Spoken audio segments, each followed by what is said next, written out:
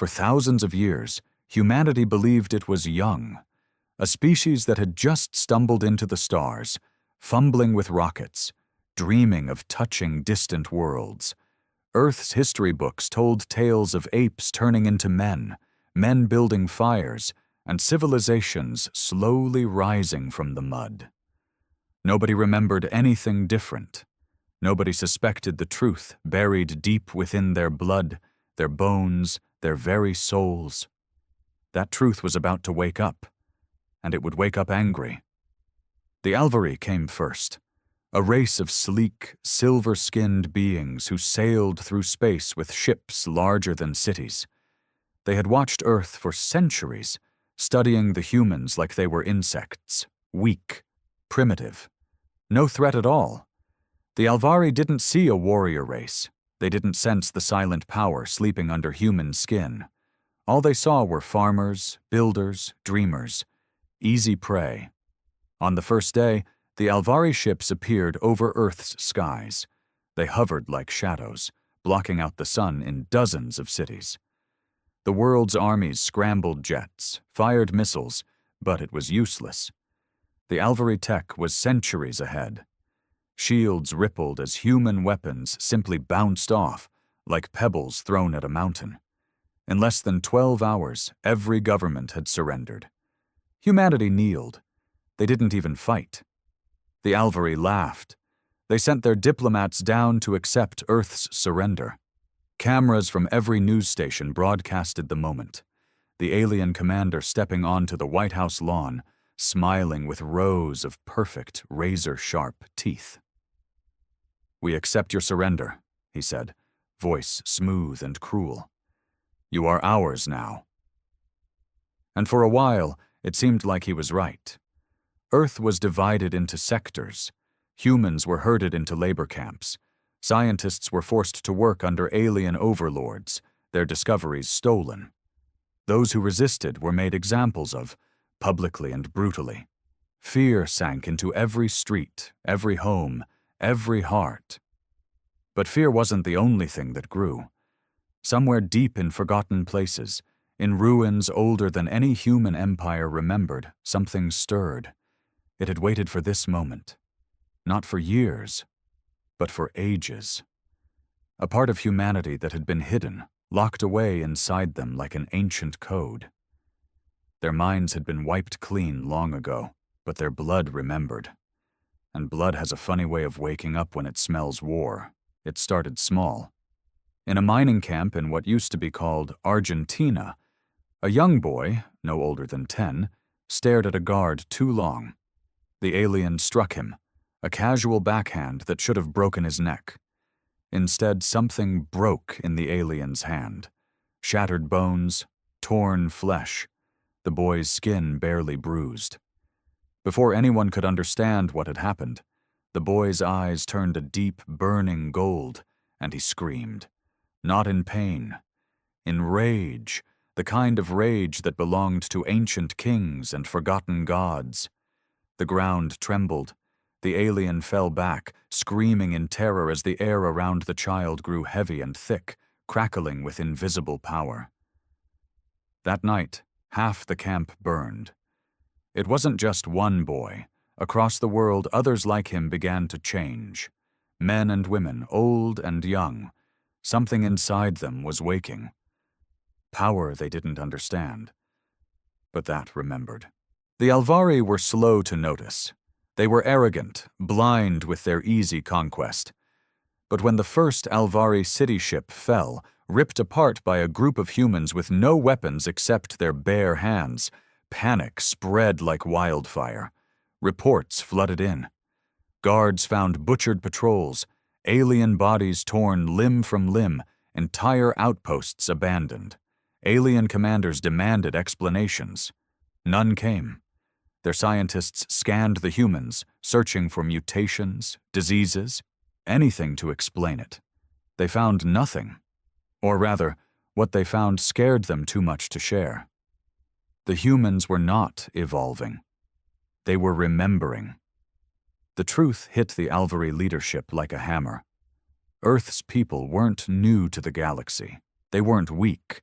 They weren't primitive, they were ancient, and now they were awake. The Alvari High Command met in a desperate emergency session aboard their grandest ship, the Vessel of Triumph, which now seemed a lot less triumphant. Holograms flickered and buzzed as panicked reports poured in. Entire sectors were going dark. Patrols weren't just being defeated, they were being wiped out. Nothing left but shredded armor and bloodstains.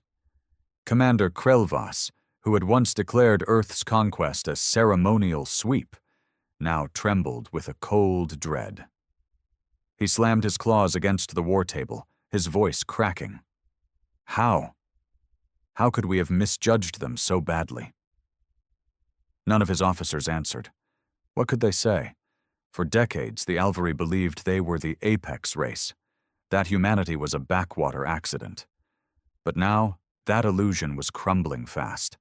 In the shadows of Earth's ruins, a force was rising, and this time it wasn't marching with banners or tanks. It was moving like a storm, unseen until it struck. Camps were overturned, alien outposts incinerated. Alvari slaves, humans who had once cowered, were now fighting back with a savagery that terrified even the most hardened soldiers. It wasn't just strength, it was strategy. Ruthless, cold strategy. In one sector, humans had feigned surrender, only to bait the Alvari into a trap that collapsed an entire city block. In another, a human woman had hacked into their ship systems using old human tech, forcing a fleet to crash into their own orbital station. These weren't accidents. These were coordinated attacks. "Commander," croaked a science officer, voice brittle, We've found something." A shaky hand pulled up an ancient star map, older than Alvari history itself. Etched into the deep records of the galaxy, hidden beneath layers of forgotten data. It showed thousands of systems, once ruled by a force so dominant, so brutal, that no one dared speak its name. A force that had vanished mysteriously eons ago, leaving only shattered relics behind. The humans were not its descendants. They were it. They were the ancient force. Time had buried their empire, crushed their cities, and erased their memories. But some things don't die. They only sleep. And now, their instincts, their battle hardness, their dominion over death itself, was reawakening. "You fools," whispered Krelvas, voice barely audible. "We've conquered our creators." Meanwhile, back on Earth, the movement was growing. In the shattered remains of old New York, a man named Marcus Vale stood before a crowd of thousands. He wore no armor, no crown, but when he spoke, the very air seemed to listen. "They thought we forgot who we are," Marcus said, his voice rolling over the broken streets like thunder. "They thought they could break us, chain us, rule us." He raised his fist high, golden light seeping from his skin. But blood remembers. The crowd erupted in a roar so powerful it rattled the concrete. Men, women, and children, each one touched now by the ancient force, chanted the old words, words none of them had ever been taught but somehow still knew. "We are the first, we are the last, we are the storm." In orbit above them, Alvari ships shifted nervously, their sensors picking up seismic tremors across entire continents. It wasn't an earthquake, it was humanity marching. Desperately, the Alvari tried to reinforce their strongholds. They brought in war machines, genetic weapons, alien mercenaries from distant worlds. They tried to quarantine cities, glass farmlands, incinerate forests where human resistance grew. It didn't work. Nothing worked. Because how do you fight something older than fear itself? Something born not from one world, but from 1,000 conquered ones, stitched into every fiber of their being? The humans didn't just want their freedom. They wanted revenge. And for the first time in 1,000 years, the galaxy trembled. Not because of the Alvari, not because of the tyrant kings of other worlds, but because humanity was coming back to reclaim what was theirs. The first world to fall was Vorkanis, a jewel of the Alvari Empire. Once a city of glass towers and silver oceans, it became a graveyard in less than a week. They never even saw the humans arrive. No grand fleet blotted out the stars. No heavy bombardment shook the skies. Instead, small strike teams, ordinary humans with nothing but ancient instinct and newfound fury, slipped through their defenses like smoke through a broken window. At first, the Alvari thought it was sabotage, an explosion here, a power grid failing there. But then the bodies started piling up, soldiers shredded in their own bunkers, elite guards found hanging from the spires of their own palace, civilians cowering in their homes, whispering of humans who moved faster than sight, stronger than any machine, merciless as fire. Commander Krelvas watched in horror from orbit, helpless as the once glorious city turned into a nightmare below him. He ordered a full evacuation. Only a few thousand Alvari escaped. The rest, millions, were slaughtered or simply vanished without a trace. The worst part?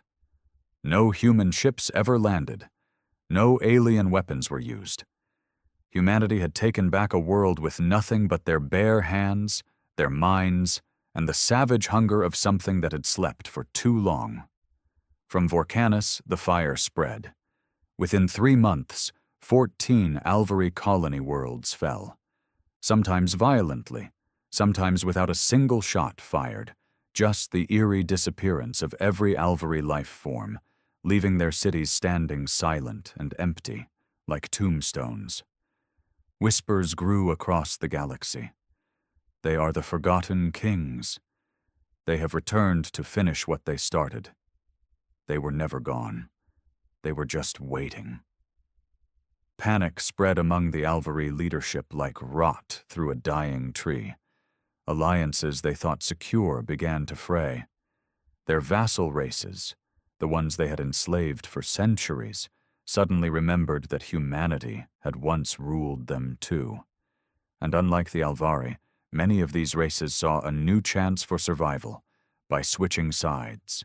Across the stars, rebellions flared up, fueled by the old songs, the old fear.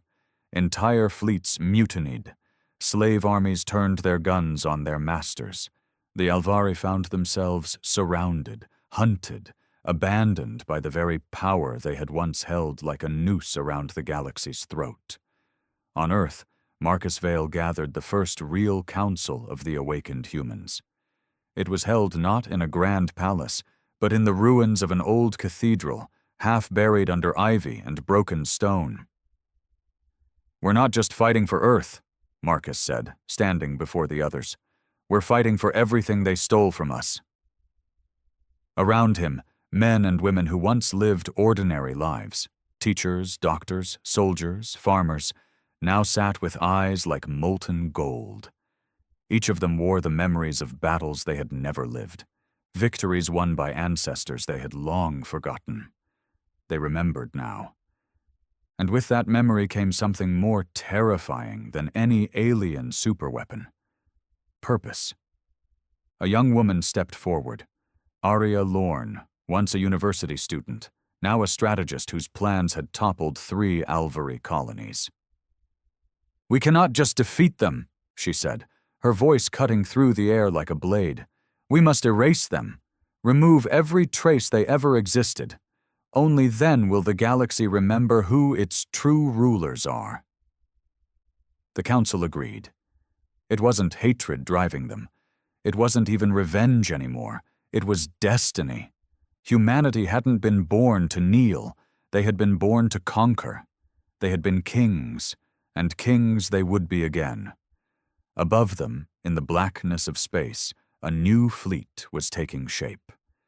Not built with steel and circuitry, but forged from memory and instinct, summoned out of the past by hands that remembered how to shape death into ships. The Alvari believed they had all the time in the world to prepare. They didn't realize humanity was already on their way, and this time, they weren't coming to negotiate. They were coming to reclaim. The first true human fleet wasn't like anything the galaxy had ever seen.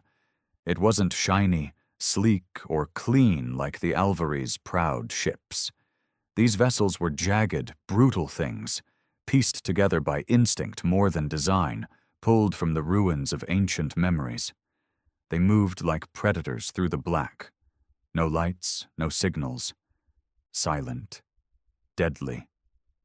The ships were alive in a way no alien could understand. Built not with just metal and engines, but with pieces of humanity's forgotten history, laced with strange organic tech that pulsed and breathed like it had a soul. Even Marcus Vale couldn't explain how they had built them. No blueprints, no instructions.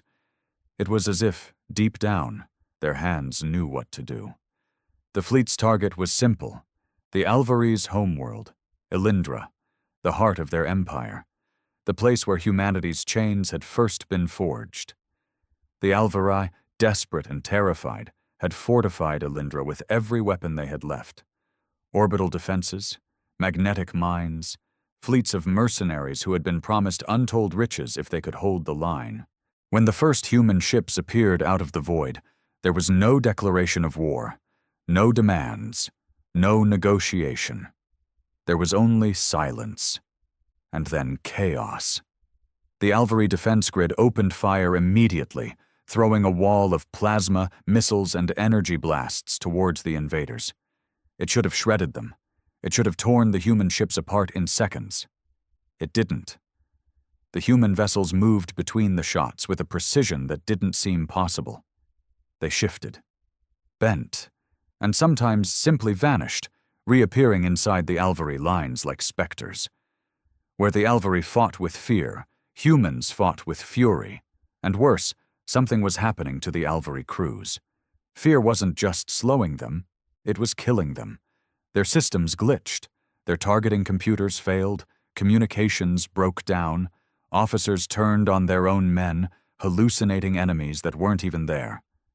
The humans had awakened an ancient weapon, one older than guns or ships, psychological warfare so deep and brutal, it broke the mind before the body. In less than 3 hours, the outer defenses of Elindra collapsed. Commander Krelvas, now a hollow-eyed wreck of the leader he once was, screamed for reinforcements that would never come. Across the galaxy, other Alvari fleets were trapped, hunted, or too terrified to move. Humanity was everywhere, and nowhere. On the ground, Elindra's cities braced for invasion. The Alvari citizens, once proud and untouchable, hid in terror, locking their doors, praying their gods could protect them. But no god was coming. The skies above turned black as the human fleet descended, not in orderly formations, but in chaotic waves that rippled like a living beast. Drop pods rained down like meteors, crashing into streets, buildings, fortresses. Marcus Vale led the first wave himself. He smashed down into the central plaza of Elindra's capital city, tearing the paving stones apart. His armor was a living thing, formed around him by sheer will, glowing with veins of molten light. Behind him, hundreds more humans landed, their bodies crackling with the raw power of their reborn legacy. The first Alvari battalion to stand against them didn't last a minute. Vale tore through their lines like a god of war, his fists breaking shields, his roar shattering morale. His people followed, a tide of fury and memory and vengeance. They didn't stop. They didn't retreat. They remembered. The city fell faster than anyone could have predicted.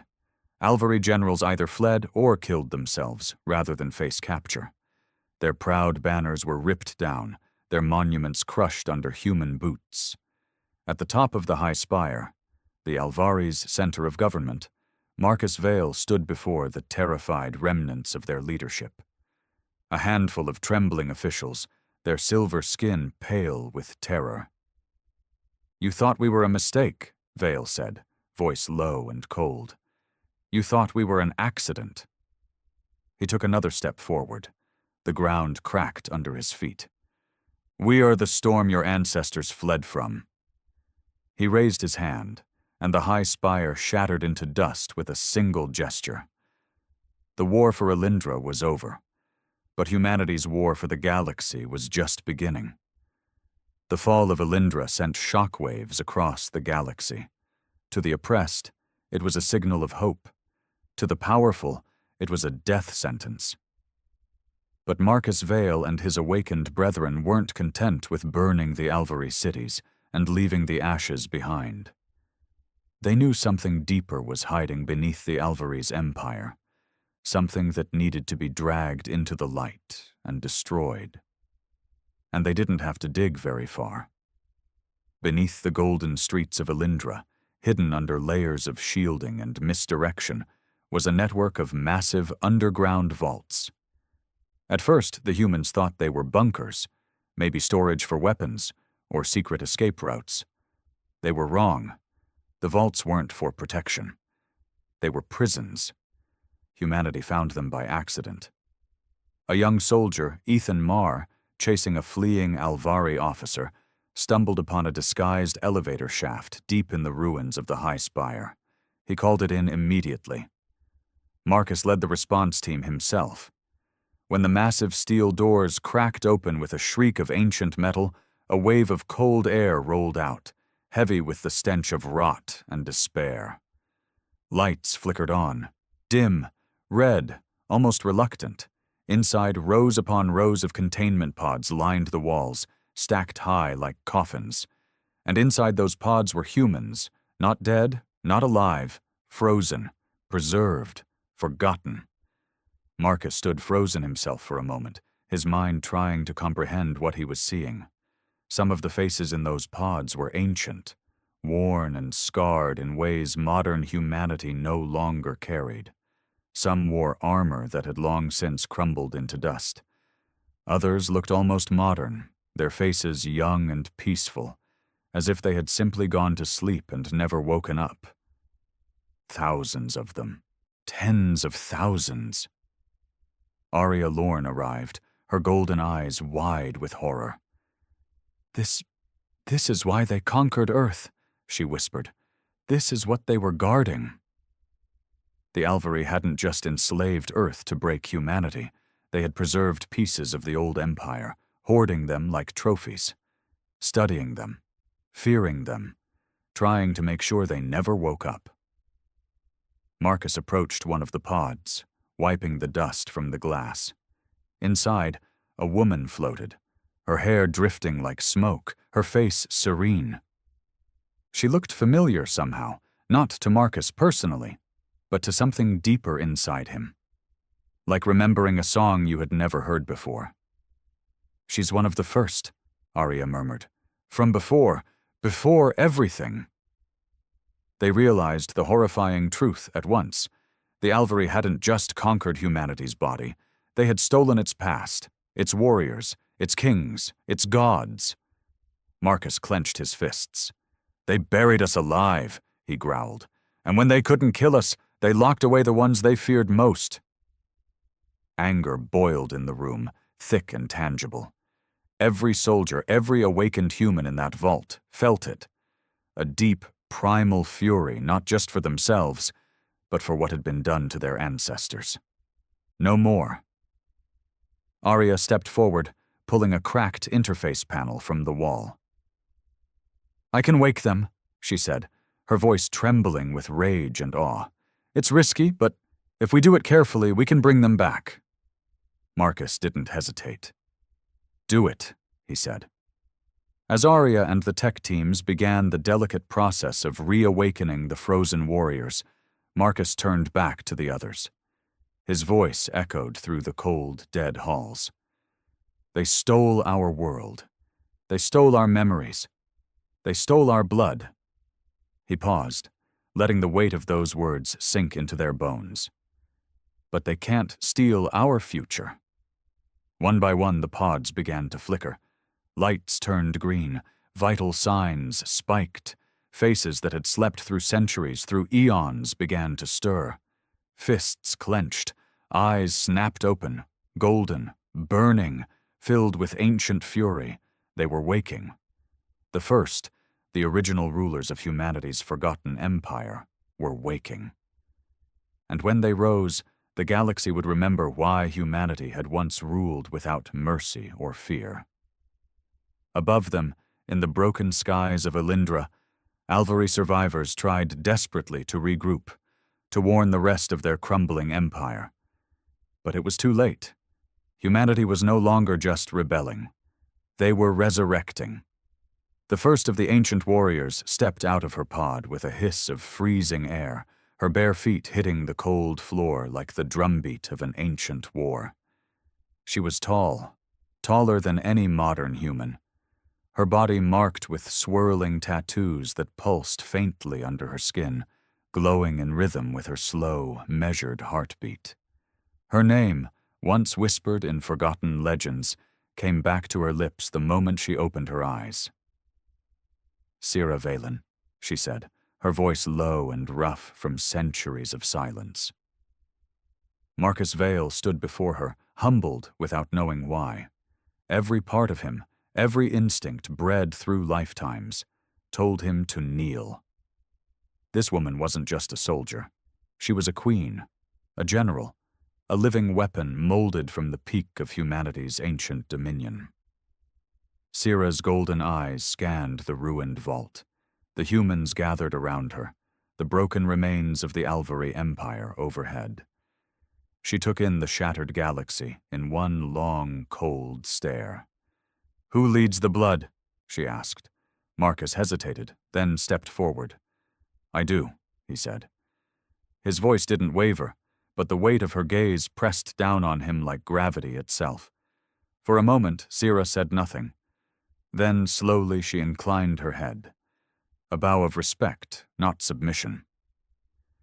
"You have kept the fire burning," she said. "We will finish what was started." Behind her, the other pods began opening. One by one, the first stepped out. Men and women who bore the scars of 1,000 forgotten wars. They didn't ask for explanations. They didn't need history lessons. Their memories, buried deep in the genetic code of humanity, were sharper than ever. They remembered it all. The wars fought not for survival, but for domination. The star systems burned as offerings, the empires that had risen and fallen beneath humanity's iron hand. And they remembered the betrayal, the ancient enemy, the architects of humanity's fall, the ones who had spread lies and fear across the galaxy until humanity was hunted, broken, and erased. Not just the Alvari, but others, older still, who had long since vanished into the dark corners of space. Now Saira and the First would lead humanity's vengeance. Marcus gave them the overview quickly. The fall of Earth, the rise of the Alvari, the enslavement of humanity, and the awakening of their lost legacy. He spoke of rebellion and rage, of the coming war to reclaim what was theirs. Sira listened, arms folded, her face unreadable. When he finished, she turned to the others, the newly awakened ancients, and spoke in a language that hadn't been heard for tens of thousands of years. It wasn't words, it was command. Power rolled through the vault like a shockwave. The awakened humans, both the ancient and the modern, felt it vibrate in their bones. Sira raised one hand, and the walls themselves responded. The ruins of the vault began to tremble, then shift, opening passageways that no living Alvari had ever discovered. Below the prison chambers, deeper underground, hidden for eons, was the true prize. The Forge of Valen. A creation site unlike anything the galaxy had seen. A place where weapons had once been born from will alone. Where starships had been molded like clay. Where humanity's dominion had been crafted not with machines, but with their own living essence. Marcus stared at it, feeling a deep pull inside him. "We can rebuild," he whispered. "No," Sira said, stepping beside him. Her voice was steel wrapped in silk. "We can restore." At her command, the forge bloomed to life. Great arches of energy leapt from pillar to pillar. Machines older than memory stirred from their long slumber. The walls thrummed with ancient power as blueprints and schematics unfurled themselves in the air. Designs for ships, weapons, armor, things so advanced they made Alvari technology look like child's toys. The humans got to work immediately, and it wasn't just about building new fleets or bigger guns. No, the forge also awakened something deeper in the people themselves. It repaired what had been broken inside their blood, restoring the dormant parts of their DNA that had once made them gods among stars. Within days, new ships rose from the forge's depths, sleek, brutal, alive with the old power. Within days, soldiers walked out of the forges stronger, faster, more deadly than anything the Alvari could imagine. Within days, humanity was no longer just a rebellion. They were an empire reborn. Above Elindra, the scattered remnants of the Alvari fleet huddled together like frightened children, whispering about the stories they'd heard. The stories that were no longer myths, but living nightmares. The storm wasn't coming. It was already here. And this time, humanity would not stop at mere revenge. They would reclaim the stars and burn those who dared to forget them. The first wave of humanity's assault began with no warning, no declaration, no mercy. One by one, the Alvari strongholds across the galaxy fell into silence. Entire star systems lost contact within hours. Merchant routes dried up. Fleets that had ruled space unchallenged for centuries vanished without so much as a distress call. Humanity moved like a plague, fast and unseen, striking with precision and fury. The newly awakened first led the assaults, and with them came the ancient weapons forged anew in the heart of the Forge of Valen. Ships that were less like machines and more like beasts tore through space. Their hulls shimmered with a darkness that bent light itself, making them nearly invisible until it was far too late. Their weapons didn't just destroy matter, they erased it, tearing holes through enemy ships and leaving nothing but drifting dust behind. On the Alvari world of Saranthus, a high command center buzzed with desperation. Alvari generals shouted orders, calling reinforcements, demanding updates that never came. Their holographic map, once a vast sea of Alvari-controlled systems, now flickered with growing fields of darkness where human forces had struck. "We have to negotiate," one of the generals cried, his silver skin turning pale with terror. "Send a message, offer terms. They cannot possibly want annihilation." But deep down, they knew. This wasn't about politics. This was retribution, and humanity wasn't coming to bargain. Above Saranthus, Marcus Vale himself led the assault. His armor, forged from the living metal of the forge, shimmered with a deep crimson light. His fleet moved in total silence. No communications, no hesitation. Every ship, every strike was coordinated by instinct, by the old blood now burning hot in their veins. Sira Valen stood beside him on the bridge of the flagship, her gaze locked on the planet below. "They will beg," she said quietly. "Let them. We owe them nothing but fire." And fire they gave.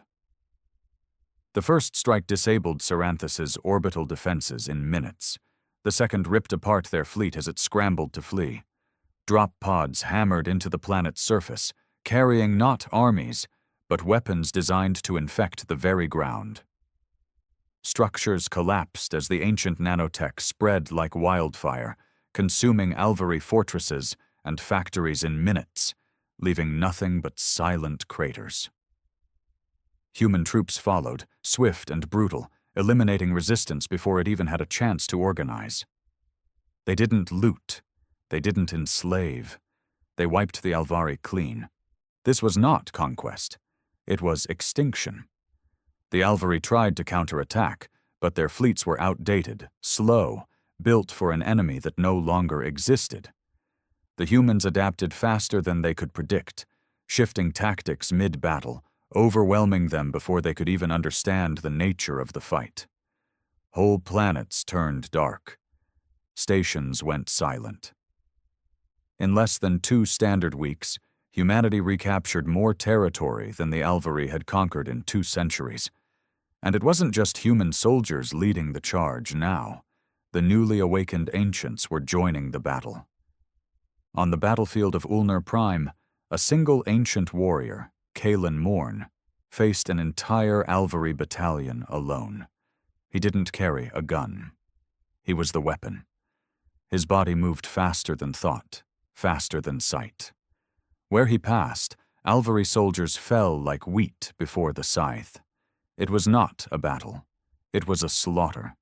Stories spread like wildfire among the surviving Alvari. Some spoke of human commanders who could control entire fleets with a single thought. Others spoke of warriors who could tear tanks apart with their bare hands. But the worst were the whispers of the Reckoners, a special unit formed of the most powerful ancients and their descendants, tasked with hunting down the last Alvari leadership wherever they hid. No fortress was safe, no star too far, no plea for mercy loud enough. Back on Elindra, the forge burned brighter than ever, fueling the endless rise of humanity's unstoppable force.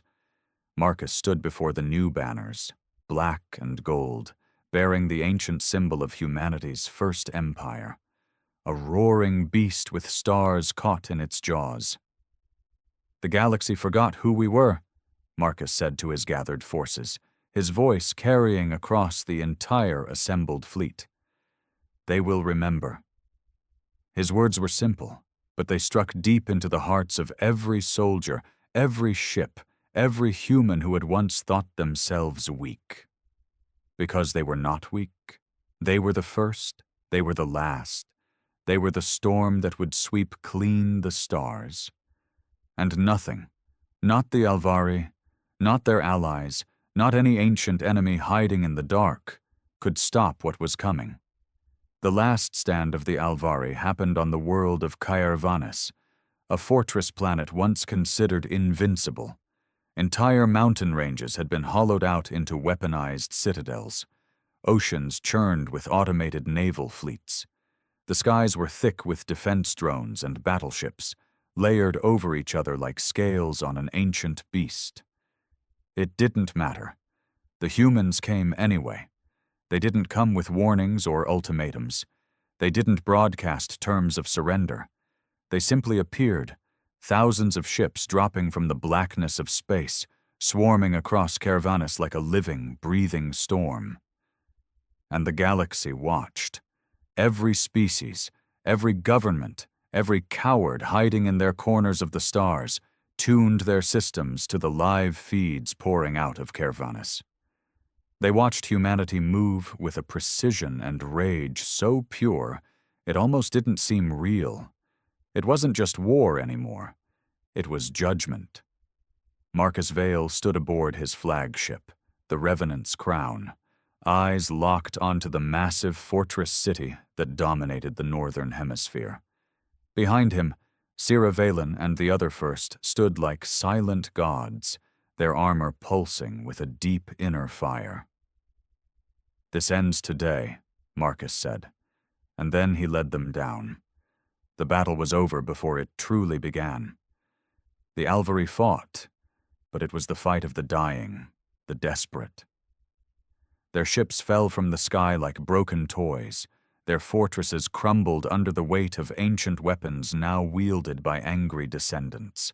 On the ground, it was worse. Human soldiers tore through bunkers and defensive lines like a tidal wave of vengeance. The Reckoners hunted the last of the Alvari commanders, dragging them from their hiding places and delivering swift, brutal justice. Marcus and Sira personally stormed the Heartspire, the center of Alvari power on Caervanis. Its walls, said to be impenetrable, barely slowed them down. They moved like forces of nature, battering aside defenses, cutting through layers of soldiers and mechs as if they were made of paper. At the top of the spire, the last of the Alvari council cowered. High Chancellor Virel, the leader who had once signed Earth's enslavement order, stood trembling before Marcus, surrounded by broken guards. "You don't understand," Virel gasped, his voice broken by fear. We saved you. You're kind. You were monsters once. We buried you for the galaxy's good." Marcus stared at him, expression unreadable. "Maybe," he said. "Maybe we were." He stepped closer, and Virel stumbled back, falling to his knees. "But you forgot one thing," Marcus said, his voice low, lethal. "You don't get to choose our fate. We do." Without ceremony, without hesitation, he ended Virel's life. Quick, final. No more Alvari Council. No more Alvari Empire. It was over. The fortress burned. The Alvari surrendered, or were annihilated. Across the galaxy, the news spread like wildfire. Humanity had returned, and the galaxy belonged to them again. But Marcus Vale and the Council of the First didn't stop there. They knew that if they left the remnants of the old powers alive, history would simply repeat itself. Hatred would fester. Revenge would brew. So they built something else. Not a new empire built on oppression and slavery, but a new order. At the heart of Alindra, now renamed Velaris, they built the Throne of Memory, a massive structure of living metal and stone where humanity's past was carved into the walls for all to see. Every betrayal, every war, every forgotten sacrifice. It would never be forgotten again. The galaxy's species were summoned, not as slaves, but as witnesses. Humanity offered them a simple choice: peace under humanity's protection, or oblivion. Most chose peace. A few resisted, and were swiftly reminded why humanity had once ruled the stars. In the years that followed, Marcus Vale became a legend. The man who awoke a dead empire. The man who burned the old galaxy to ash and planted a new one in its place. Sira Valen and the other First guided the rebuilding, teaching humanity's lost knowledge back to their descendants, shaping them into something even greater than before. It was not a perfect future. There would always be darkness. There would always be enemies. But this time, humanity was ready. They would not forget again. They would not fall again. Because the galaxy had learned one final brutal lesson: you can kill memories. You can bury histories. But you cannot destroy destiny, and humanity's destiny was to rule the stars. Forever. It all started with the burning of the sky.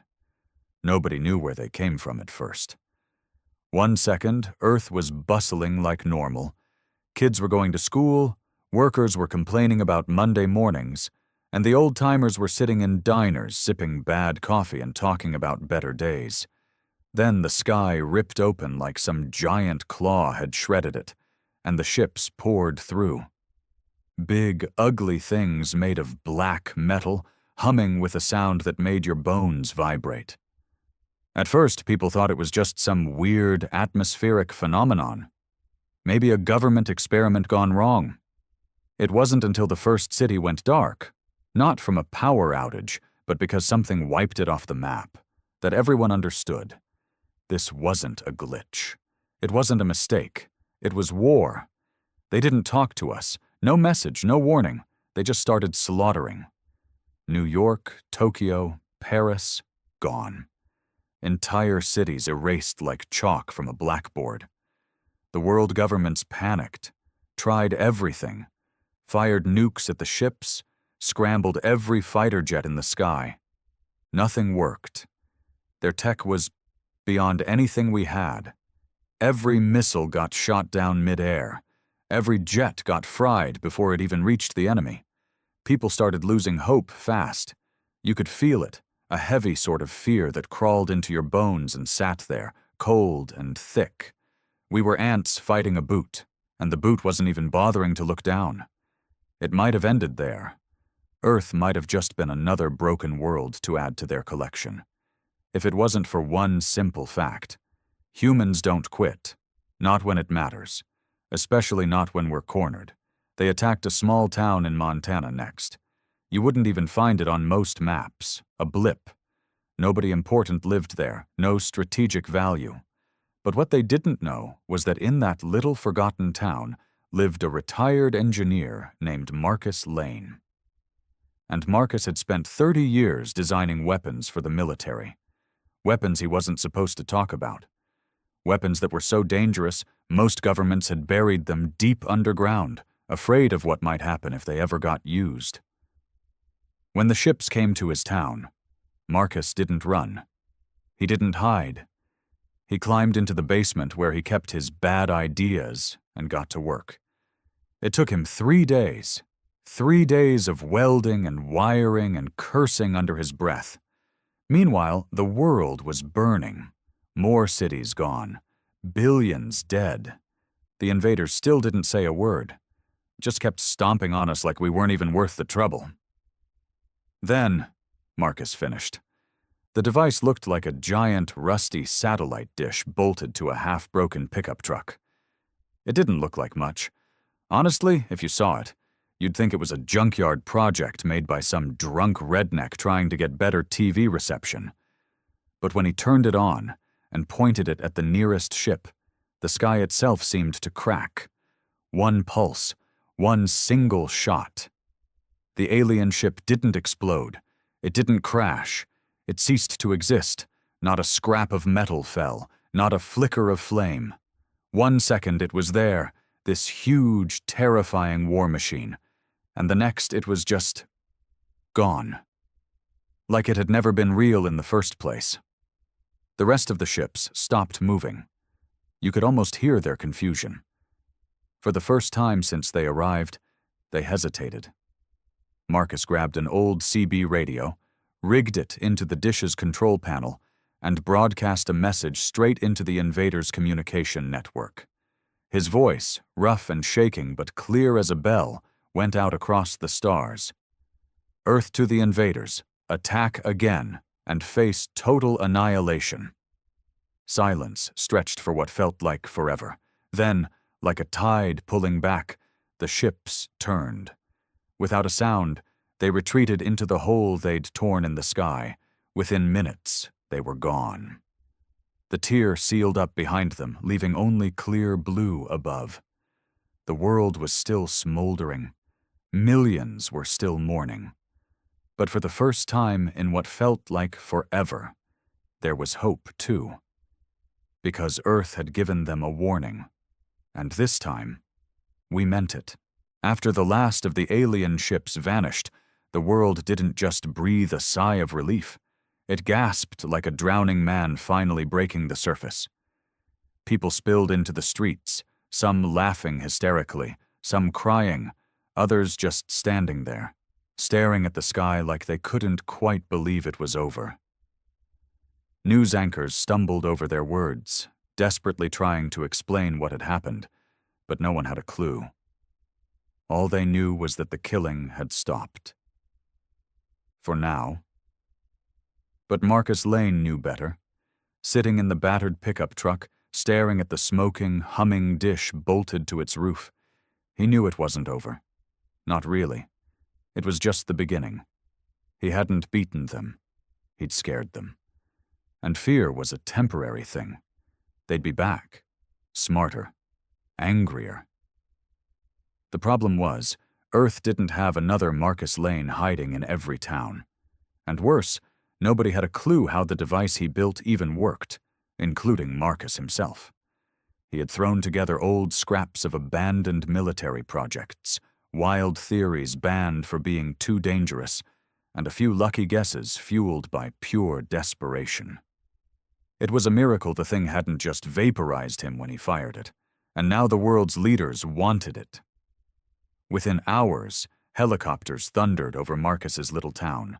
Black-suited men in mirrored sunglasses flooded the streets, pushing through crowds of dazed survivors.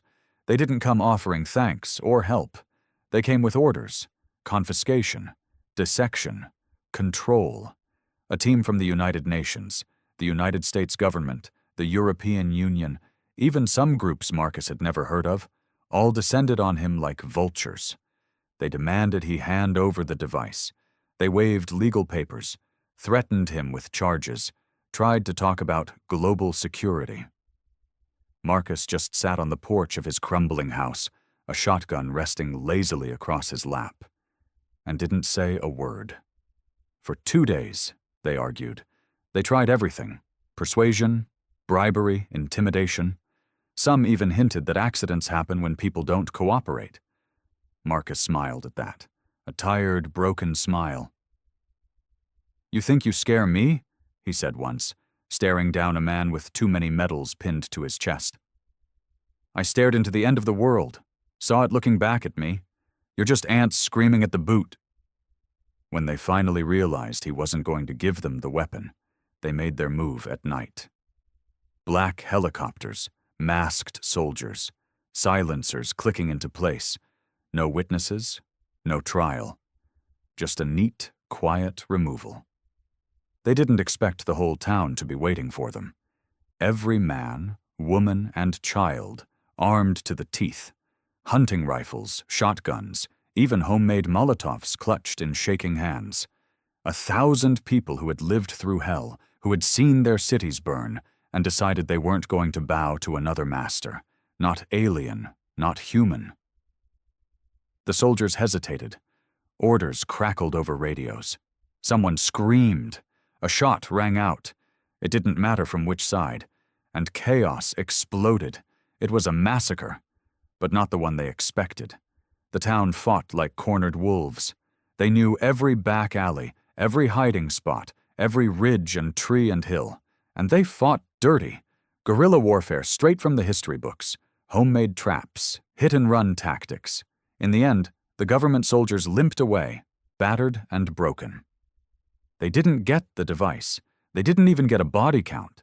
They just left, heads hanging, their pride bleeding out into the dust.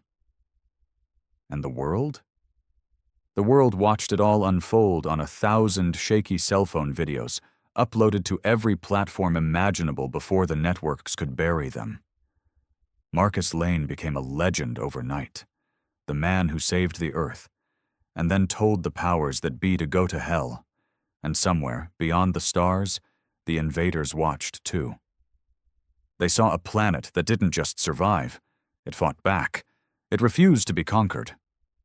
They sent a message of their own, hidden in the radio waves of deep space, picked up by trembling satellites on Earth's edge. Just 6 words, burned into humanity's memory forever. We will return. Stronger. Smarter. Marcus sat on his porch, cleaning his shotgun under a blood-red sunset, and smiled that same tired smile. "Let him come," he muttered. In the months that followed, the world changed. It wasn't just the fear that lingered in the air, thick and suffocating, like a storm on the horizon. It was the knowledge that humanity had been given a chance, a rare and fragile chance, to show the universe that we weren't just another dying species waiting for extinction, and we had to make it count. The global response was swift and brutal. Governments that once squabbled over borders and resources now united in a common goal: prepare for the aliens' return. There was no time for politics, no time for bureaucracy, only survival. The weapons Marcus had created, or rather the method by which they had been created, became humanity's best-kept secret. It was a race to reverse engineer his device, to understand the science behind it. The UN set up a covert task force, made up of the world's most brilliant minds. But even they struggled. Marcus had built it in a frenzy, fueled by desperation, but he hadn't kept a single record. It was all in his head. They called it the project. Meanwhile, the rest of humanity adjusted. Cities rebuilt, trade routes reopened. Life went on, but it wasn't the same. Everyone knew the day was coming. We could hear it in the rumors, see it in the eyes of the leaders. People no longer talked about the good old days before the invasion. They talked about the weapons, the training, the preparations, and every night, 1,000 people prayed that the aliens wouldn't return tomorrow. In Montana, Marcus Lane became more than just a hero. He became the symbol of Earth's defiance, a symbol of hope, but also a symbol of what might be lost if they failed. In his small town, they erected a monument in his honor, a rusted piece of the alien ship, hanging like a trophy. Below it, an inscription: "To the man who gave humanity a fighting chance." But Marcus, he didn't care for monuments. He stayed in his house, kept to himself, and made sure his truck was ready. He had known from the moment he sent that message to the invaders that they would come back. And this time, they wouldn't be as easy to beat. He had prepared the town for what came next, for the real war, the one that would decide whether Earth was truly ready to defend itself or if it would fall again. Marcus Lane wasn't just a survivor anymore. He was a leader. On the outside, he looked like a grizzled old man in worn-out clothes with a heavy shotgun slung over his shoulder. But there was a fire in his eyes. He wasn't going to let Earth fall. He wasn't going to let them think they could just come in and wipe us out again. In the sprawling underground bunkers built by military engineers, soldiers trained, and civilians too, everyone, because they knew, the aliens had learned, they wouldn't underestimate humanity again. And just when it seemed like the world might get a reprieve, that the invaders might forget about us and move on to easier conquests, a signal was detected. A warning, the kind of message that shook you to your core. 1,000 voices, all speaking at once, all across every frequency, from the farthest corners of space, came together in one unholy symphony. And this time, the message wasn't a threat, it was a statement, a declaration. We are coming, and this time you will pay for your defiance. You will pay for thinking you can beat us. It wasn't a warning anymore. It was an ultimatum. This time the aliens weren't just sending ships, they were sending everything. On Earth, the countdown began. The invaders' ships appeared again, appearing like shadows in the sky, no longer singular threats, but an entire fleet, massive and seemingly endless. And they weren't alone. There were new ships, larger, faster, and more deadly, and on those ships there were thousands of soldiers. Thousands of beings who had never seen a planet like Earth, who had never seen humans who didn't bow or grovel. And Marcus Lane? He didn't flinch. He stood on the porch of his house, watching the sky grow dark with the ships. The people of the town stood with him, watching, waiting, because they had seen this before, and they weren't about to let it happen again. This time, humanity wasn't going to hide. It wasn't going to wait for rescue. It wasn't going to beg for mercy. This time, the invaders would meet Earth's wrath, and they would learn the true meaning of the word defiance. Marcus took a deep breath, lifted his shotgun, and said one last thing before the battle began. You wanted a fight? Well, now you've got one. The invasion didn't begin with explosions. It didn't begin with a massive army storming across the surface of the Earth. No, it began with something far worse, the anticipation of what was coming. For the first time in history, Earth wasn't just facing an enemy. It was facing the unknown. Every government, every military, and every citizen had prepared for an attack. But how do you prepare for something so vast, so terrifying, that it makes you question your place in the universe? The ships filled the sky for days before they finally landed. And when they did, the world was forced to confront the full scale of the threat. They didn't just land in one place. They landed everywhere. Cities, deserts, the open ocean, the mountains, hundreds, maybe thousands of craft, each one large enough to blot out the sun. They spread across the globe, their sheer size dwarfing anything humanity had ever seen. Each ship was surrounded by a dark, pulsating energy field that made the air hum and crackle. And then, silence. For the first time since the invasion began, there was no violence, no shots fired, nothing. The invaders simply watched. And as they did, Humanity waited in agonizing silence. The world's armies stood poised, ready to strike, but none of them had the firepower to touch those ships. The last time, Earth had fought on luck, on the ingenuity of a single man. This time, humanity had nothing to fight with, except each other. The human race, under the pressure of extinction, fell into chaos. Old divisions resurfaced, governments dissolved into bickering, militaries went rogue, and once united nations crumbled under the pressure. Everyone had their own plans for dealing with the invaders. Some called for surrender, thinking that perhaps Earth's resources would be spared if they offered themselves up. Others argued that humanity had no choice but to go down fighting. The debates raged across the globe, from the highest political summits to the quietest backyards. Marcus Lane, however, had no time for debates. The old man who had once saved his town from an alien assault now had a more difficult task ahead. He had to rally the last remaining remnants of humanity to unite the fractured pieces of Earth's resistance. He had already seen the first signs of disarray. But as he looked up at the sky, at the ships that loomed like giants on the edge of the world, he knew that humanity couldn't afford to fail. Not now. Not when they were this close to losing everything. Marcus set out on a mission of his own. The project had made some progress. Scientists had finally managed to reverse engineer the basics of his weapon, but the process was slow. So, Marcus made the call. It was time to find more. Find anything that could be used to build something bigger, something stronger. He traveled to the last military bunkers still operating, meeting with generals, old warlords, and scientists from every corner of the Earth. What he was proposing sounded impossible. He wasn't just looking for weapons. He was looking for a way to turn the tide of war. And for that, he needed collaboration, something humanity had forgotten how to do after decades of division.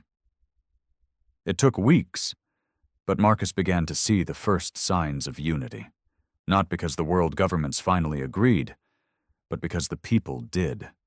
Soldiers, civilians, engineers, farmers, scientists, and even a few former enemies started working together. They had no choice. The aliens were coming, but Marcus wasn't the only one working. Deep within the alien ships, something else was happening, something far darker. Inside the largest of the alien craft, the commander of the fleet, a being taller than any human could imagine, with dark skin that shimmered like polished obsidian, stood silently before a massive viewing screen. It showed images of Earth's cities, of the human resistance forces, of the broken planet that had once been home to billions. The commander's fingers twitched, and the screen flickered. A distorted voice buzzed in the room, the sound of their own alien language. "Earth resists," the voice hissed. "The humans believe they can defeat us, but they do not understand. We are not here for conquest. We are here for eradication." The commander didn't respond immediately. It had been a long time since the aliens had encountered a species that didn't just roll over and die. This world, these humans, had thrown their very existence into the face of the galaxy's most powerful empire. And while the commander had ordered the retreat once, out of respect for their tenacity, it was clear that humanity's defiance would not go unanswered. It was time to make them understand. Time to break their will. In the human bunkers, Marcus was still working with every ounce of energy he had. His bones ached, his mind was clouded with exhaustion, but he pushed through. There was no other choice. He was now more than just a symbol. He was the last chance for Earth to stand its ground. Every night he met with the other leaders. They talked about tactics, about the weaponry they had, about the weaknesses they had discovered. And every morning Marcus gave the orders. The resistance would strike first. They wouldn't wait for the aliens to make their move. They would show the universe that humanity wasn't just fighting for survival. They were fighting to win. And then, On the eve of the greatest battle in human history, Marcus stood alone on a hilltop, watching the sky darken once more. The ships had not yet moved, but he knew they would soon. As he looked to the stars, he whispered to himself, "Let them come. Let them see what Earth can do when it fights for its future." The first strike came at dawn. The night before, Marcus had assembled the resistance forces at a secret military compound hidden beneath the mountains. It was one of the last places untouched by the invaders, a place where they could regroup, strategize, and prepare for what was coming. Now, as the first rays of sunlight broke through the horizon, the world was ready. The war had begun. At the front lines, there was no longer any sense of hesitation or fear. There was only one emotion that coursed through every soldier, every civilian who had picked up arms: rage. The aliens had come to destroy them, to wipe them from existence, and humanity would not let that happen without a fight. The resistance had been working in secret, developing their new weapons from the knowledge they'd gathered of the alien technology. They had small, effective plasma-based rifles that could pierce the energy shields of the alien soldiers, and Marcus's weapon, the one he had invented, was modified to unleash even greater destruction. Earth's scientists had adapted it into a series of massive electromagnetic cannons, capable of destabilizing the alien ship's shields long enough to target the hulls beneath. It wasn't perfect, but it was their best shot. They had no choice but to make it work. As the resistance moved forward, Marcus stood at the center of the operation. His heart pounded with the same fear that gripped every soldier around him, but he didn't show it. His focus was razor sharp. The aliens weren't going to let humanity survive this time. They were going to come down hard. And if they couldn't fight the invaders' ships directly, then they would fight on the ground, where the aliens had no advantage. The first shots rang out as the alien forces descended, their ships making no noise as they hovered in the atmosphere. But the silence didn't last long. The aliens responded with devastating energy blasts that tore into the earth, gouging massive craters in the landscape. Buildings, homes, and military bases were obliterated in an instant. People screamed in terror as the earth itself trembled under the weight of the alien assault. But humanity didn't cower. Not this time. The resistance fired back with everything they had. The plasma rifles hissed and crackled as they shot through the air, piercing the alien armor. Some soldiers managed to hit their targets, knocking the alien troops off balance. It wasn't enough to stop them, but it was enough to slow them down, buying time for the heavier artillery to come into play. Far above the battlefield, the alien ships began to deploy their forces. Soldiers in armored suits dropped from the sky like rain, their bodies towering over the humans. The aliens were faster, stronger, and more advanced in technology than anything humanity had faced. But there was one thing they hadn't counted on: the will of the human race. On the ground, Marcus could hear the chaos all around him. His heart raced with every explosion, every roar of alien fire, but he kept moving forward, giving orders, keeping his people organized. He had to keep them alive. He had to make sure Earth had a chance. At the same time, something even more terrifying was unfolding. The alien fleet had begun to attack. Not with guns or bombs, but with something far worse. They were releasing bioengineered creatures, nightmarish beasts that swarmed in the air, their bodies like serpents, sharp teeth and claws ready to tear into anything they encountered. The creatures fell to earth in flocks, screeching as they made contact. They were fast, deadly, and relentless, and they had no mercy. But humanity fought back. It wasn't just soldiers now, it was everyone. Farmers, doctors, teachers, children, all picked up whatever weapons they could find. The resistance became something more than a military operation. It became a movement. People no longer just fought for survival. They fought for their families, their homes, their planet. In the midst of the chaos, Marcus caught sight of an alien soldier standing tall, surveying the battlefield from a distance. The creature was unlike anything he had seen before, taller and more menacing than the others. Its armor was black, shining with an eerie glow, and its eyes, if they could be called that, were a deep, unsettling shade of red. This was the commander of the invasion, the one who had ordered the attack in the first place. And Marcus knew, without a doubt, that if he didn't stop this creature, the resistance wouldn't stand a chance. He pushed through the battlefield, moving towards the alien commander. Bullets and plasma blasts whizzed past him as he ducked and weaved, moving faster than he ever had before. His heart was in his throat, but his mind was focused. This was the moment that would decide everything. When Marcus finally reached the commander, they locked eyes for a brief, tense second. The alien raised its weapon, but Marcus was faster. He pulled his plasma rifle from its holster and fired, striking the commander's armor with a blast of blue energy. The impact threw the creature back, but it didn't fall. Instead, it roared in anger and retaliated with a blast of its own, sending Marcus flying backward, crashing into the dirt. For a moment, everything went silent. Marcus could taste blood in his mouth, and his body felt like it was made of stone. But he didn't have time to rest. He pushed himself to his feet, eyes burning with determination. If this was going to be the end, then he would make sure the invaders understood one thing. Earth was not to be underestimated. The alien commander lunged, its claws outstretched, but Marcus was ready. He fired again, hitting the creature's chest, and this time, the blast tore through the alien's armor, sending sparks flying. The creature staggered, faltering for a moment, and Marcus seized the opportunity. He dove for the commander's weapon, ripping it from the alien's hands.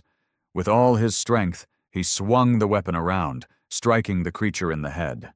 The blow was enough to finish the fight. As the alien commander crumpled to the ground, the remaining invaders hesitated. They had lost their leader. They had lost their advantage. And for the first time since the invasion began, humanity had a glimmer of hope. The tide of battle was turning, but it wasn't over, not by a long shot. The alien commander's fall was not just a defeat. It was a signal, a warning.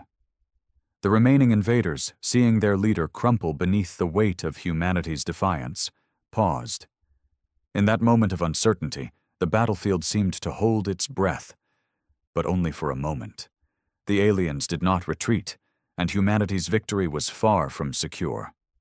In the distance, Marcus could see the first signs of reinforcements. More ships, more soldiers, more monstrous creatures. The invasion had only begun to reveal its true scale.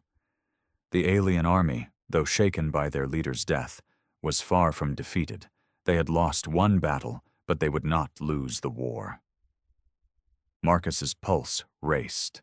His mind was a blur of strategy, of plans, of everything he had worked for.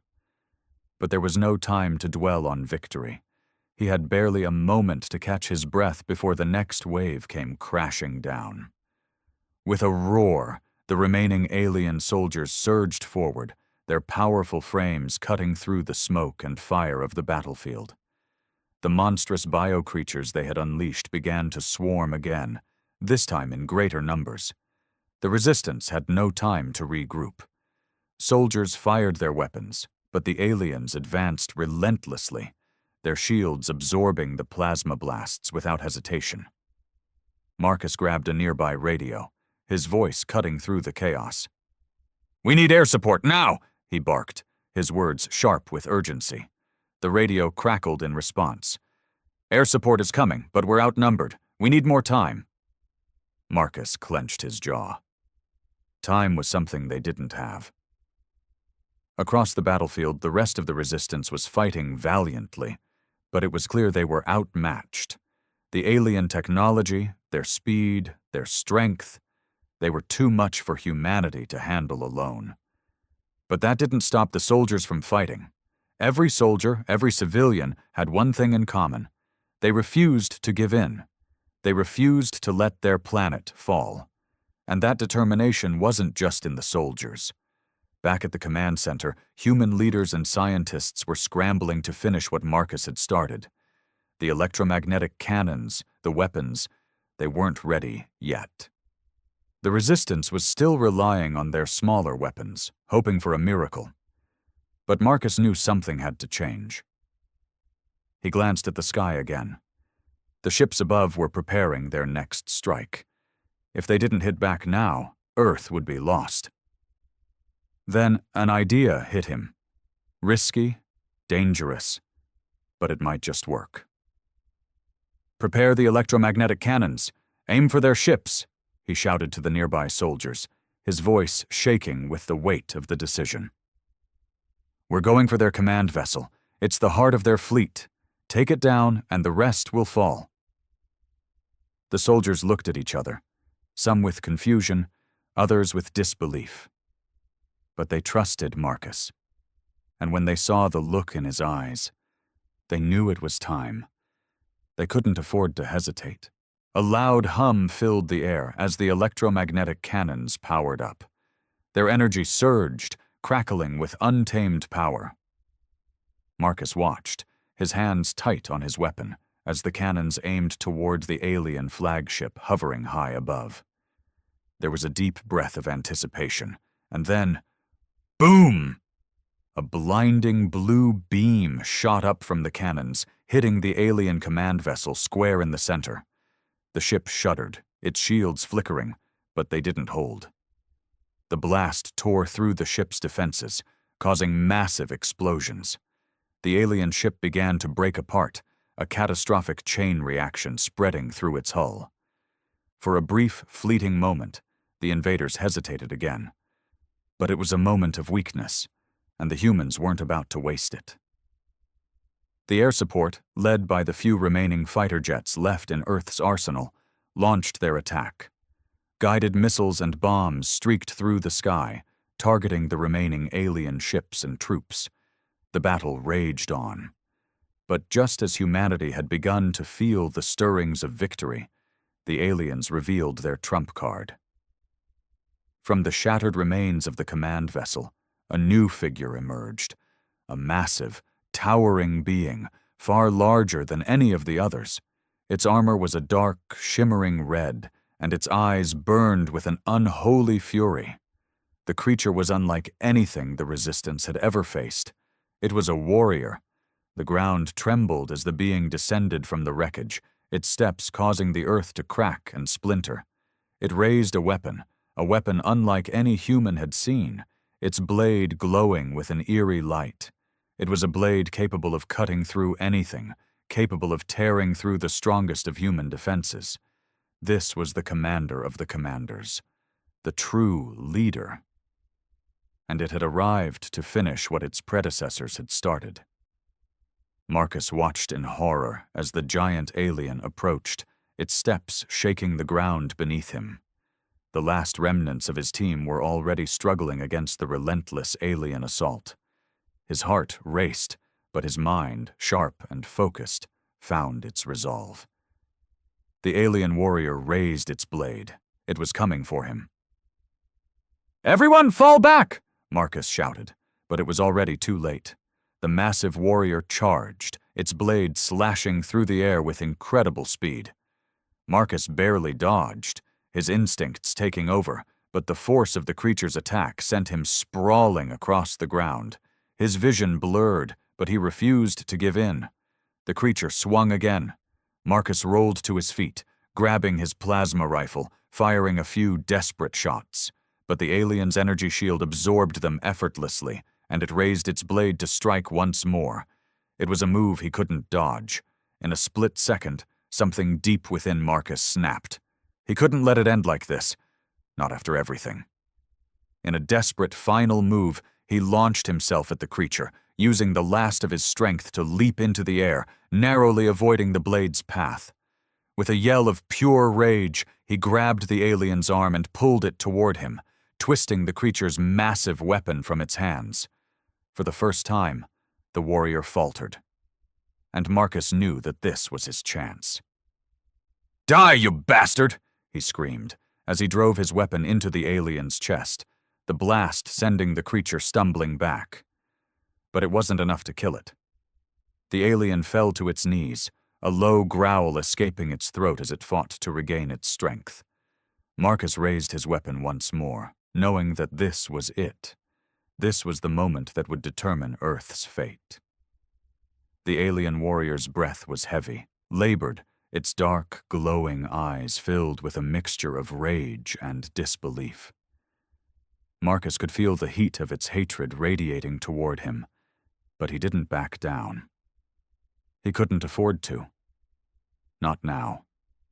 Not when Earth was on the brink of extinction. Not when the weight of every life was on his shoulders. He steadied his weapon, his finger on the trigger, his mind racing. This was it. One last strike, one last chance to end this nightmare. But even as he aimed, the warrior rose again, slower now, its movements more calculated. The alien had been wounded, but it was far from beaten. Its resilience was terrifying, a chilling reminder of how outmatched humanity truly was. And yet, Marcus didn't hesitate. With a guttural roar, the alien swung its massive fist toward him. Marcus barely dodged, feeling the air shift as the blow whooshed past him. His body was exhausted, his muscles aching from the constant battle, but his will was unbroken. He had one more move to make, one final attack. In the chaos of battle, as the ground shook and the sounds of war echoed in every corner of the world, something shifted. The resistance had gained ground. The fighters in the air, still clashing with the remaining alien ships, began to press forward with renewed vigor. The electromagnetic cannons, now fully powered, fired again and again, taking down ship after ship, slowly pushing the aliens back. They were retreating, their ranks thinning, but it wasn't enough. Marcus needed to finish the job. The warrior took another swing, this time catching Marcus off guard. It was faster than he had expected, its strength still terrifying despite the injuries. Marcus was sent flying through the air, crashing into a pile of debris. His vision swam, his body screaming in protest as he struggled to push himself upright. But his fingers found his rifle again, and he gritted his teeth, his heart pounding in his chest. Come on, he muttered to himself, the words barely audible over the sounds of the battle. The alien advanced, its eyes locked onto Marcus, who was now on his knees, struggling to stay conscious. The warrior's blade glinted in the dying light of the day, sharp and deadly, and as it raised the weapon high, Marcus felt the weight of the moment crashing down on him. But then, something else happened. A deep, rumbling sound echoed from the sky. Marcus's eyes flickered upward, his heart leaping in his chest. The clouds parted, and through the chaos of smoke and fire, a massive shadow appeared. Another ship, larger than any that had come before it. The ship descended, its engines cutting through the air with a deafening roar. The alien warriors paused, looking up, uncertainty spreading across their faces. The massive craft hovered above the battlefield, its hull glowing with an ominous red light. For a moment, everything stopped. The aliens, the resistance, the beasts, all of them stood frozen, eyes locked on the descending ship. What was this? What had they brought now? The ship's hatch opened slowly, revealing an alien figure, larger than any Marcus had seen before. Its skin was an unnatural shade of pale blue, its features sharp and angular, exuding an aura of authority and power. The alien's eyes gleamed with intelligence, and something far more dangerous.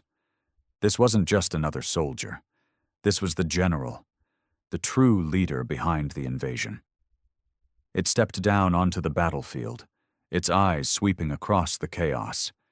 It didn't speak. It didn't need to. The soldiers around it immediately knelt in respect, fear clearly etched into their expressions. The general raised its hand, and the aliens immediately halted their advance. A calm settled over the battlefield, but only for a moment. Marcus felt a surge of anger unlike anything he had ever felt before. This was the mastermind. This was the being that had condemned Earth to this hell. His fists clenched. He could not, would not, let this creature escape. Not now, not when everything they had fought for was at stake. The general's gaze landed on Marcus, and for the first time, Marcus saw it. The recognition. The alien knew him, knew what he had done, and had understood what he was capable of.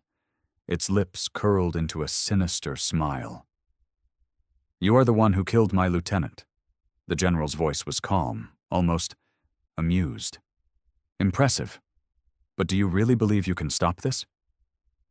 Marcus stood tall, his body trembling from exhaustion and pain. He didn't care. He wasn't afraid. "You've underestimated humanity for the last time," he spat, his voice fierce. "We're not just going to roll over and die. You're going to regret ever stepping foot on this planet." The general's smile deepened, but it was clear. This alien was not a fool. It had come prepared for the final fight. Suddenly, with a movement that was so fast it almost seemed impossible, the general drew a long, jagged blade from its side. The energy around the blade crackled as it hummed with power, a weapon capable of cutting through anything. The alien's expression hardened, its eyes locked on Marcus, its movements almost predatory. The general stepped forward. With a primal roar, the creature lunged, its blade swinging down in a deadly arc. Marcus barely managed to dodge, rolling across the dirt, feeling the rush of air as the weapon sliced through the space where he had just been. His heart raced. Every instinct screamed at him to fight, to survive. But this was different. This was the final showdown, one that would decide the fate of humanity. The battle wasn't over. Not by a long shot. Marcus staggered to his feet, gripping his rifle with both hands. The weapon was nothing compared to the general's blade, but it was all he had. As the general lunged again, Marcus fired. A single shot rang out, the plasma blast lighting up the battlefield. It struck true. The general's blade clattered to the ground as the creature staggered, an expression of shock on its face. The alien didn't fall, but it hesitated. It was wounded, and that hesitation was all Marcus needed. With a roar of his own, he charged. The ground beneath him shook as he sprinted towards the general, his rifle raised, the last bit of energy in his body focused on ending this once and for all. The alien's eyes widened, and in that moment, Marcus knew. He wasn't just fighting for survival. He was fighting for humanity's future. He reached the general, slamming the butt of his rifle into its chest with everything he had left. The impact was enough to send the creature reeling backward, crashing into the dirt. Marcus wasted no time. He aimed, fired, and watched as the alien commander's body crumpled to the ground, lifeless. For a moment, there was silence, and then the sounds of victory began to echo across the battlefield. The battlefield was quiet. For the first time in what felt like an eternity, there was no sound of alien ships firing, no monstrous beasts roaring, no blasts of plasma or the cries of the wounded. The earth, scarred by the brutality of the invasion, seemed to exhale, as though it, too, was taking in the gravity of what had just occurred. Marcus stood over the fallen alien general, his body trembling with exhaustion, but his mind racing. He had done it. They had done it. Against all odds, Earth had fought back and won. But as the silence stretched, an uneasy feeling settled over him. Was this really over? Had humanity truly secured its place in the galaxy? Or was this just the beginning of another cycle of war and survival? His thoughts were interrupted by the sound of footsteps approaching. He turned to see the rest of the resistance force making their way toward him, battered and bloodied, but alive. The soldiers, what remained of them, looked at him with a mixture of awe and disbelief. It was clear they, too, were still processing the enormity of what had just happened. General Teague, the commander of the Earth Defense Forces, limped up to Marcus, a weak but triumphant smile on his face. He extended a hand, and Marcus shook it firmly, knowing that this moment would be marked in history. It wasn't just his victory, it was theirs. The entire human race had stood united, defying the invaders, showing them the true power of resilience, of the human spirit. "We did it," General Teague said softly, his voice hoarse. Marcus nodded, but the weight of it all was too much. The toll of the battle, the lives lost, the cities destroyed. It was overwhelming. He looked down at the alien general's body, still sprawled across the dirt. "It's over," Marcus said, his voice distant. "But it doesn't feel like it should be." Teague placed a hand on his shoulder, understanding the depth of his emotions. "War never feels like victory, Marcus. Not when you see the cost." Marcus didn't reply. Instead, he turned his gaze to the sky. The remnants of the alien fleet, broken and burning, still drifted in the heavens above, a testament to the battle that had been fought. But it was clear that Earth had secured its future. They had made their statement. No one would dare challenge them again. In the weeks that followed, the world began its long, painful recovery. Governments rallied together to rebuild what had been torn apart. Cities that had once been reduced to rubble slowly started to rise again. The air was filled with the sounds of construction, of families coming together, of hope being rekindled. Humanity had proven that no matter how overwhelming the threat, they could persevere. But even as the world rebuilt, the truth hung heavy in the hearts of many. The aliens had come from a far-off galaxy, advanced beyond anything humanity had ever known, and they had been repelled. What did that mean for the future of Earth? What did it mean for the galaxy? Marcus stood in front of the memorial, looking at the names of those who had given everything for this victory. The resistance had lost so many.